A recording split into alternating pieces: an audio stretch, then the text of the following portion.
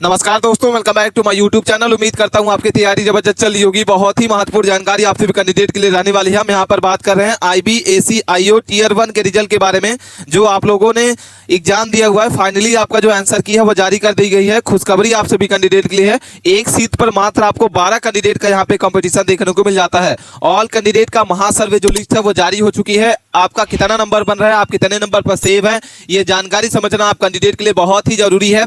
एक एक जानकारी समझ लेना।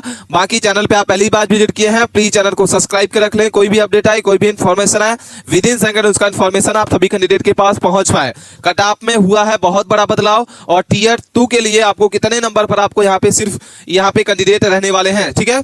इस बार सबके नंबर कम हो चुके हैं। पेपर बहुत ही हार्ड इस बार रहा था। चौंकाने वाला डाटा आपका यहाँ पे दिखाने वाले हैं। आपकी कैटेगरी वाइज आपकी क्या आपकी रहेगी एक्सपेक्टेड कट ऑफ, ये जान लेना। बाकी आप चैनल पे पहली बार विजिट किए हैं तो प्लीज चैनल को सब्सक्राइब कर रख लें। ऑल कैंडिडेट का महासर्वे जो लिस्ट है वो जारी हो चुकी है, ठीक है। एक एक जानकारी आपको समझने के लिए बहुत ही इंपॉर्टेंट है। चलिए बात कर लेते हैं हम इसमें। सबसे पहले हम इसमें बात कर लेते हैं कि IBAC-IO टीयर 1 का जो आप लोगों ने ये रिजल्ट का इंतजार कर रहे हैं कैंडिडेट, तो आपका जो कट ऑफ है वो क्या रहेगा आफ्टर आंसर की। जैसा कि बता दें कि आपका जो आंसर की है वो जारी कर दी गई है, और आंसर की कब जारी की गई है, तो आपकी जो है 22 सितंबर को आपकी जो आंसर की है वो जारी कर दी गई है, ठीक है। आंसर की आने के बाद सभी स्टूडेंट का जो मार्क्स है वो घटाव देखने को मिला है। परीक्षा का नाम सबसे पहले बात कर लेते हैं कि आपकी परीक्षा का नाम क्या है जो आप लोगों ने एग्जाम दिया हुआ है। तो information bureau assistant central intelligent officer, ठीक है। तो ये आपके परीक्षा का नाम है, information bureau assistant central information officer इसको कहा जाता है, ठीक है। इसका संचालन कौन करता है, इसका एग्जाम जो है कौन सा यहाँ पे लेता है, तो मिनिस्ट्री ऑफ होम अफसर, ठीक है, गृह मंत्रालय के द्वारा आपका ये एग्जाम चलता है। इसमें टोटल वैकेंसी अगर बात कर लेते हैं कि आपकी टोटल वैकेंसी कितनी जारी की गई थी, तो 3717 पोस्ट पर इसकी अच्छी खासी वैकेंसी इस बार निकाली गई थी। जिसमें जनरल के लिए आपको सबसे ज्यादा वैकेंसी आपको यहाँ पे देखने को मिल गई थी 1537 पोस्ट। वहीं अगर हम बात करते हैं EWS के लिए, तो यहाँ पे आपकी 400 आपकी 42 पोस्ट थी। OBC की बात करते हैं 900 आपकी 46 थी।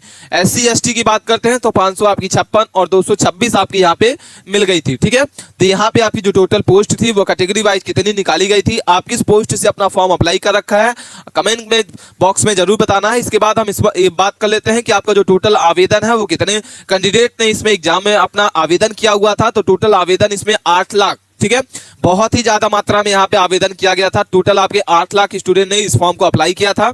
जिसमें से अगर हम प्रेजेंट कैंडिडेट की बात करते हैं कि एग्जाम कितने कैंडिडेट दिए हैं, तो 60%, ठीक है, 60% कैंडिडेट जो है इस परीक्षा को एग्जाम दिए हैं, जिसमें से 4,80,000 स्टूडेंट ने इस परीक्षा में पार्टिसिपेट किया है। इसके बाद अगर हम बात कर लेते हैं कंपटीशन के बारे में कि आपका जो कंपटीशन रहेगा वो क्या रहेगा, तो एक सीट के लिए यहाँ पे 129 कैंडिडेट यहाँ पे जो है कंपटीशन रहने वाला है। और स्टेज 2 अगर हम टीयर 2 की बात करते हैं तो कितने स्टूडेंट को यहाँ पे सेलेक्ट किया जाएगा, तो जो आपकी वैकेंसी है 3717, उसमें 10 गुना स्टूडेंट को जो है वो सेलेक्ट किया जाएगा। तो आपके यहाँ पे जो टीयर 2 में सेलेक्ट होने वाले हैं बच्चे वो कितने रहने वाले हैं, वो 37,170 यहाँ पे स्टूडेंट जो है टीयर 2 में सेलेक्ट होने वाले हैं। और आपका जो कंपटीशन रहेगा वो आपका एक सीट पर 12 स्टूडेंट का कंपटीशन रहने वाला है। एग्जाम लेवल के बारे में बात कर लेते हैं कि आपका एग्जाम लेवल है वो कैसा है। तो सबसे पहले आप लोगों का जो टीयर 1 एग्जाम हो चुका है, आपकी आंसर की भी जारी कर दी गई है। इसमें 60 मिनट आपके 100 क्वेश्चन पूछे गए थे, जिसमें आपके कितने क्वेश्चन सही होते हैं कमेंट बॉक्स में बताना है आपको। इसके बाद जो कैंडिडेट क्वालिफाई होंगे टीयर 1 में, तो आपका टीयर 2 होगा, जिसमें आपके 60 क्वेश्चन 50 क्वेश्चन 60 मिनट में रहेगा। इसके बाद आपका टीयर 3 रहेगा, जिसमें 100 अंक का रहता है और इंटरव्यू इसको कहते हैं, ठीक है। इस तरीके से आपका जो एग्जाम है कंप्लीट होता है।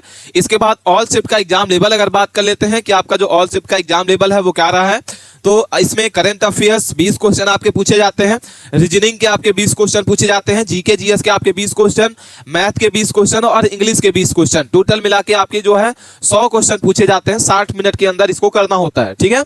अगर हम गुड अटेम्प्ट के बारे में बात करते हैं कि आपका गुड अटेम्प्ट क्या रहेगा, आप कितने नंबर पे सेव रहने वाले हैं, तो करंट अफेयर्स में 20 में से अगर आपके 10 से 12 क्वेश्चन अगर आपने सही कर रखा है तो आपके यहाँ पे गुड अटेम्प्ट है, सेव रहने वाले हैं।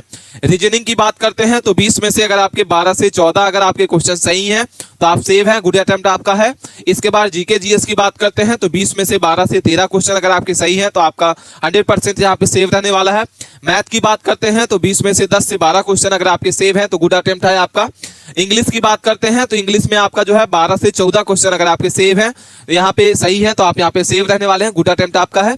इसके बाद हम बात कर लेते हैं कि आपका जो टोटल 9 शिफ्ट में एग्जाम चला है, उसमें आपकी कौन सी शिफ्ट आपकी हार्ड थी, कौन सी शिफ्ट आपकी मॉडरेट थी, ये जानकारी समझ लेना। यहाँ पे 16 सितंबर की अगर बात करते हैं, आपका जो पेपर है वो 16, 17, 18 3 दिन आपका पेपर चला है, जिसमें से 16 तारीख की अगर बात करते हैं तो 16 की फर्स्ट शिफ्ट आपकी मॉडरेट थी।